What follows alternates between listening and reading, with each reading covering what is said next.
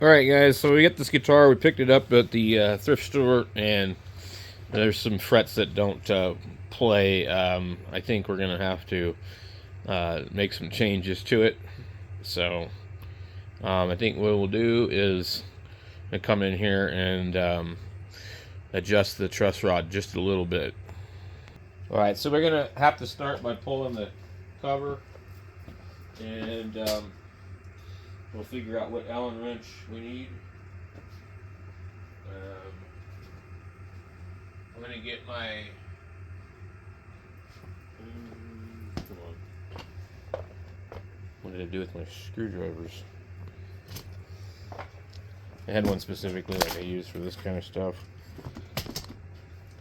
Okay, so we need to get the truss rod cover plate off of it.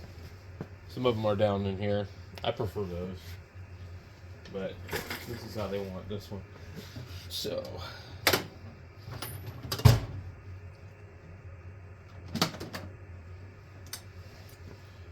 they're usually pretty small, so you need to make sure you get the right size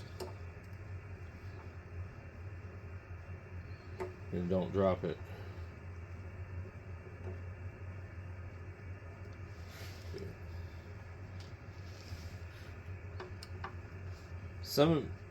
This, I'm not sure if this thing is strung correctly, because you see they got the first and the last strings going opposite rotation, which actually looks neat on here, but I don't think it's supposed to be that way. I always string mine on the inside of all of them.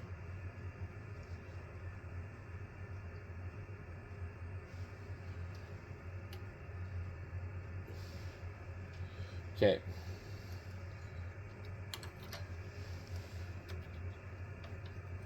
Flip it over like that. Okay. So now, if we can get this on camera, maybe. Alright. So what we're looking for here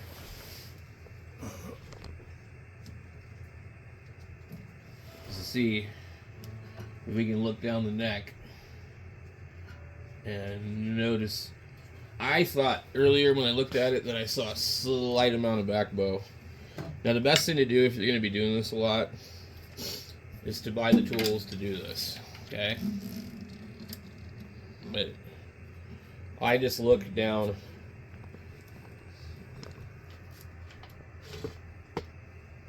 the neck like that.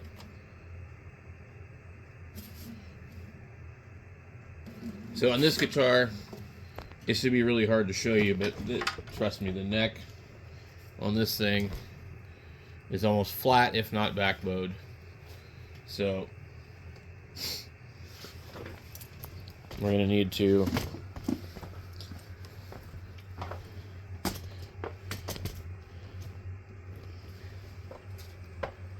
let's see, the couple of different Allen wrenches it could be.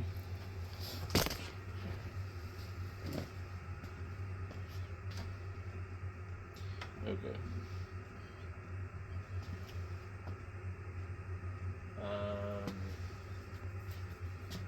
I just had one out here earlier.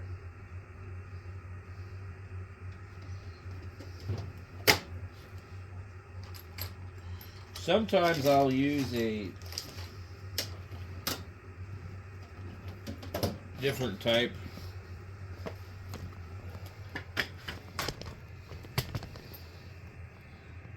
Okay, so I'm going to come in here and I'm going to tighten it, okay?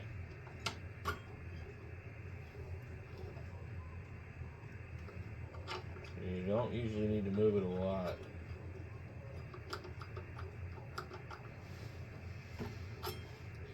This is not the right size. It's close.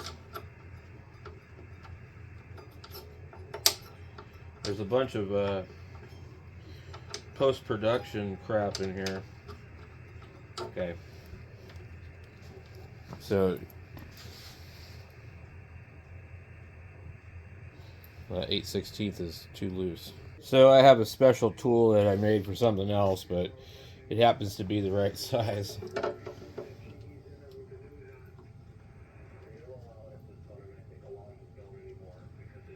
Boy, this thing does not want to turn. I think somebody might have already cranked it up.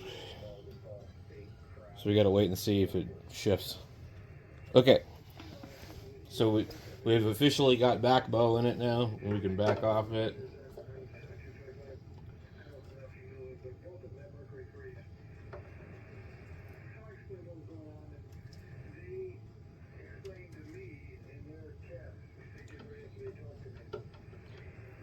Oh, this thing's in there fucking tight. Okay, I backed it off a little bit.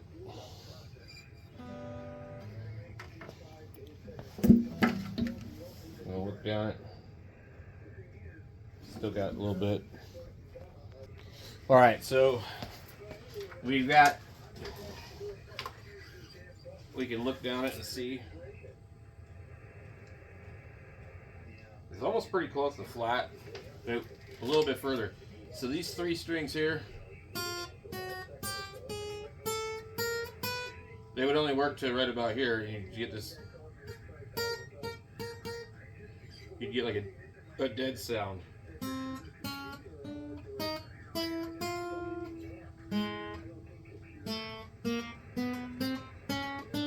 So it fixed it. So I just had to back off of it a little bit.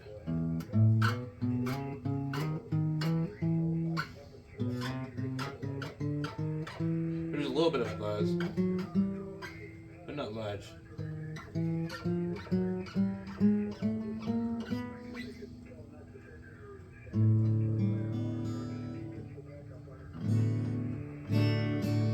You couldn't even play a chord before.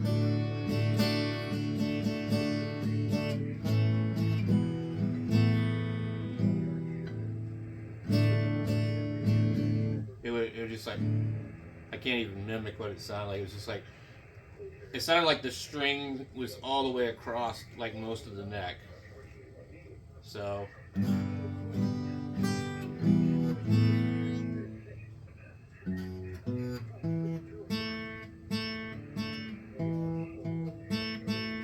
it's a little bit.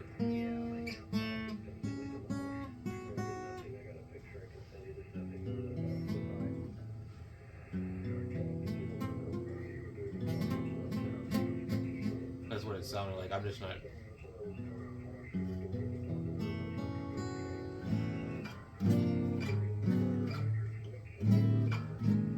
So anyway, I know I didn't do a very good video, but I just wanted to show you guys. And I didn't even play it beforehand to show you, but it was bad.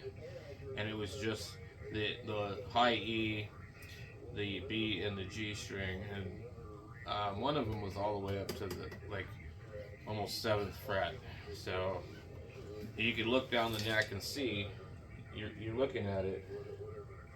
Now one side's usually going to be a little bit more than the other, but this guitar has like kind of a short neck, okay, and it's really flat. So somebody probably tried to like really adjust it for as low of action as possible, but it was too much. They're catching a little bit of fret sprout here. I hate trying to clean these ones up because there's really nice. I don't know what it is. I'm not sure what the particular coating it is, but anyway, the finish here will get damaged if you're not really careful because it's almost like a bound neck. You know, it's sealed on the edges, but yeah, it's good now.